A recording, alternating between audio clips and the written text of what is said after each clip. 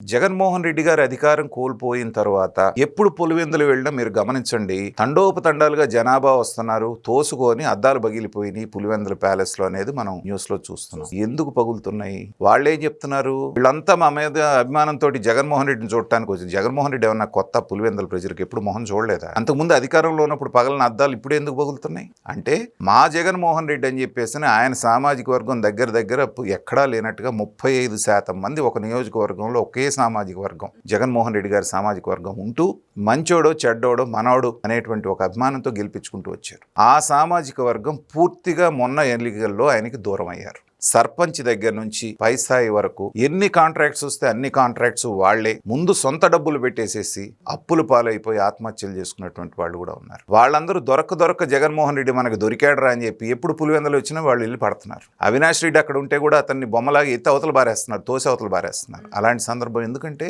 వాళ్ళకి అంత కోపంగా ఉన్నారు.